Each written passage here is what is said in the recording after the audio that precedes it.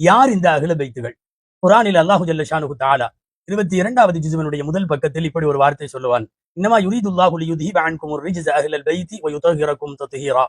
அஹ்ல பைத்துகளே, அன்னலாரின் குடும்பத்தினர்களே, அல்லாஹ் உங்களை அசுத்தங்களிலே இருந்து நீக்கி உங்களை பரிசுத்தப்படுத்துவதற்கு அல்லாஹ் விரும்புகிறான் என்கிற வசனம் இறங்கிய போது பெருமானார் ஸல்லல்லாஹு அலைஹி வஸல்லம் அந்த வசனத்தை ஒட்டி அதே கருத்தை பிரார்த்தனையாக அல்லாஹ்விடத்தில் வைத்தார்கள். அல்லாஹும்ம ஹாஉலாஇ அஹ்லு பைத்தி, யா அல்லாஹ், இதோ இவர்களெல்லாம் என்னுடைய குடும்பத்தினர்கள், அத்ஹிப் அன்ஹுமுர் ரிஜ்ஸ வ தத்ஹிருஹும் தத்ஹீரா.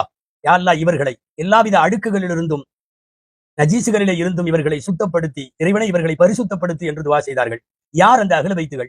பெருமானார் ஸல்லல்லாஹு அலைஹி வஸல்லம், ஹஜ்ரத் அலி ரலியல்லாஹு அன்ஹு, ஃபாத்திமா ரலியல்லாஹு அன்ஹா, அவர்களின் பிள்ளைகளான ஹசன் ஹுசைன் ரலியல்லாஹு அன்ஹுமா, இவர்களை எல்லாம் தான் அஹ்ல பைத்துகள் என்கிறோம். அஹ்ல பைத்துகளை நேசிப்பதும் அஹ்ல பைத்துகளை பின்பற்றி நடப்பதும் அஹ்ல பைத்துகளுக்கு மரியாதையும் கண்ணியமும் செய்வதும் இந்த உம்மத்தின் மீது குர்ஆன் ஹதீஸின் வழியில் அது கட்டாயமான ஒரு கடமை.